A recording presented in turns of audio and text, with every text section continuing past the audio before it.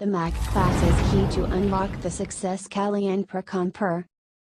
आप सभी को नमस्कार, शुभ प्रभात। मैं निखिल द्विवेदी आपके फ्रंट-एंड एकेडमी कैंपस से बोल रहा हूं। मैं निखिल द्विवेदी इस समय आज की इस देश में जो भी विपदा चल रही है कोविड-19 से संबंधित, बड़ी भयानक भयावह स्थिति है। आप सभी लोग घर पे रहें, सुरक्षित रहें। आज के समय विद्यार्थी के जीवन में कई प्रकार के प्रश्न चिन्ह बने रहते हैं। क्या प्रश्न चिन्ह रहते हैं कि वो क्या करे, क्या दिशा निर्धारित करे, कौन से विभाग में जाए, कौन सा रास्ता चयनित करे। काफ़ी तरीके का मार्गदर्शन वो नियुक्त नहीं कर पाते हैं। तो इसलिए मैं चाहता हूँ आज के इस व्यस्त जीवन में विद्यार्थी अपना एक नया प्रारूप बनाएं, ताकि उनको किसी भी प्रकार के आने वाले भविष्य में किसी प्रकार की समस्याएं उत्पन्न ना हो। इसलिए मैं चाहता हूँ हर एक प्रतिदिन आपका सूर्योदय से लेकर सूर्यास्त तक आपका बहुत ही समय कीमती है। इसलिए मैं ये चाहता हूँ कि एक दिशा आप निर्धारित करिए।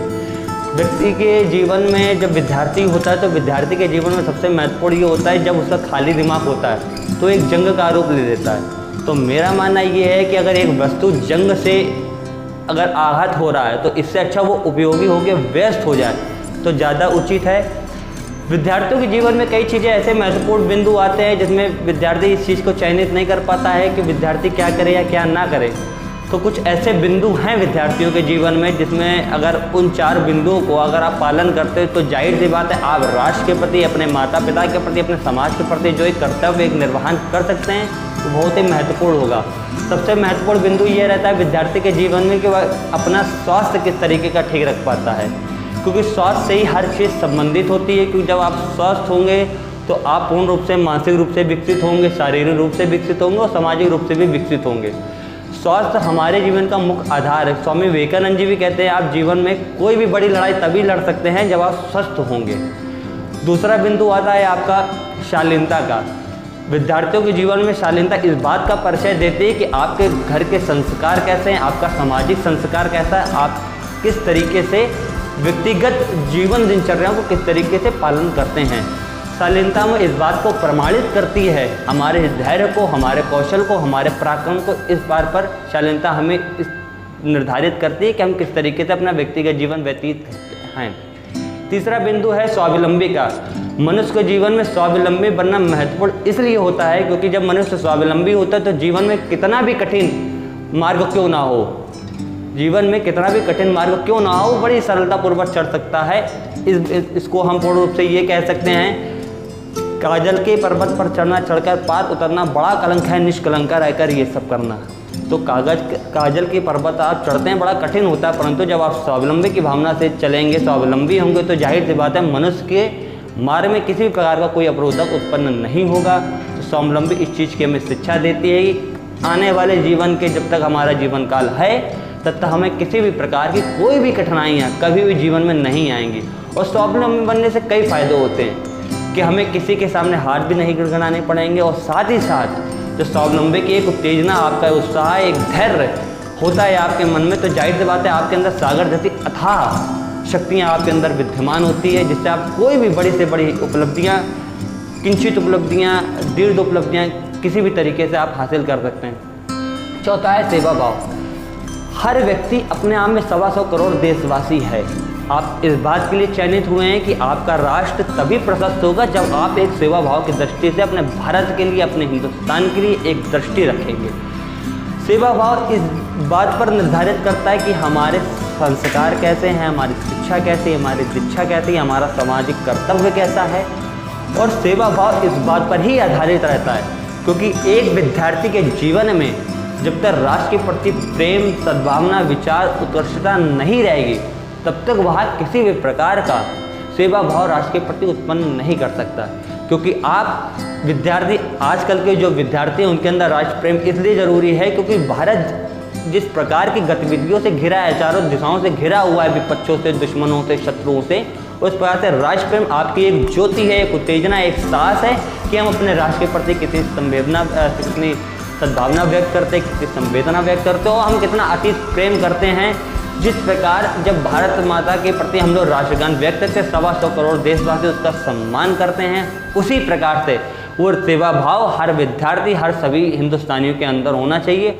और मैं चाहता हूँ आप कोई भी जीवन में उपलब्धि प्राप्त करें तो सिर्फ इस बात पर आपको याद किया जाएगा, आप जिस पद पर रहे हैं उस पद पर आपने कितना निष्ठापूर्वक कार्य किया है, आपने किस तरीके से एक प्रशस्त ऐसा मार्ग उपलब्ध किया है लोगों के लिए कि वह राष्ट्र को आप याद आए।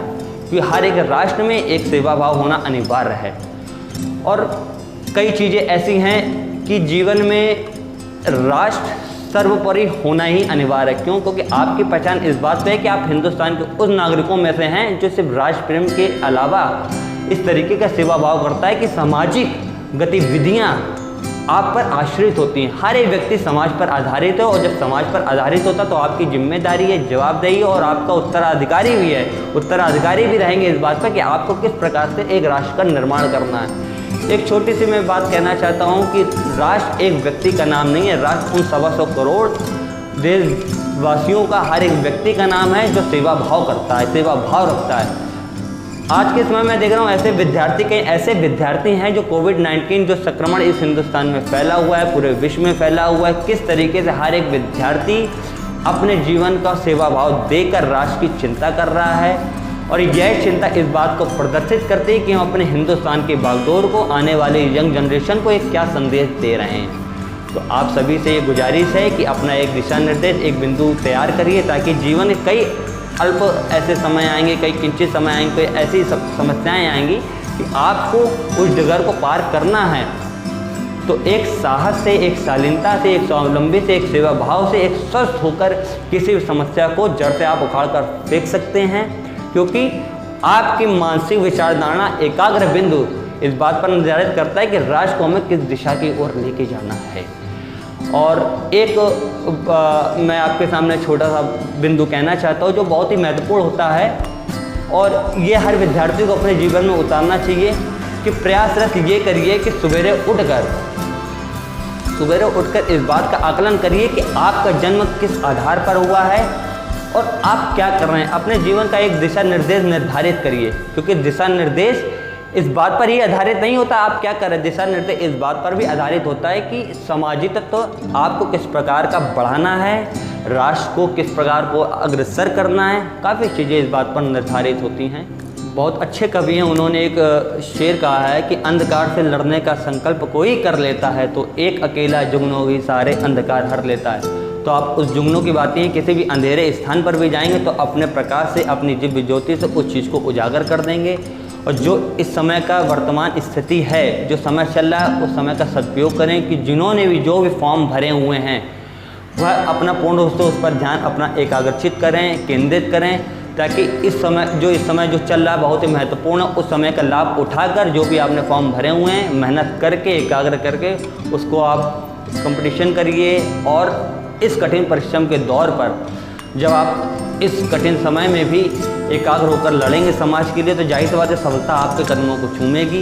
इसलिए आपको बहुत बहुत शुभकामनाएं उज्जवल भविष्य के लिए।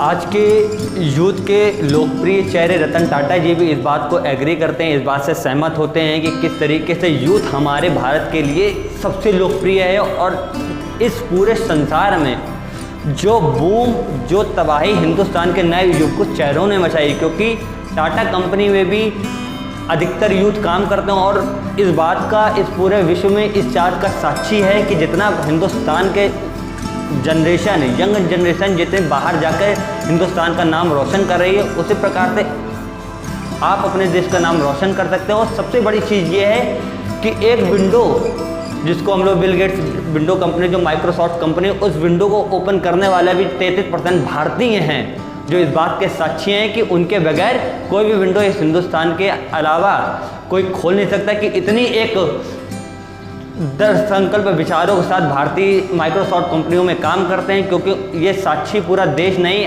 कई सदियों से रहा है कि हिंदुस्तान के हमेशा युवाओं ने एक नया इतिहास, एक नए शिरोमणि इतिहास रचा है। और रतन टाटा जी इस बात को एग्री करते हैं कि जिस दिन आप नए विचारों को जन्म देते हैं वो आपके अंदर हमेशा एनर्जी भरता है, आपके अंदर एक नई ऊर्जा भरता है। परंतु जिस दिन आप सोचना बंद कर देंगे उस समय वो आपका जीवन का अंतिम दिन होगा।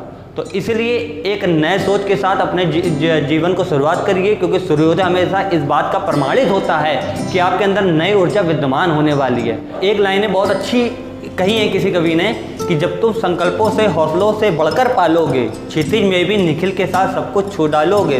दुनिया के दिव्य स्मरण में नाम तुम्हारा होगा, इतिहास बदलना की रचना में नाम तुम्हारा होगा, सिर्फ तुम्हारा होगा। एक साथ आपको अगले वीडियो में मिलता हूँ।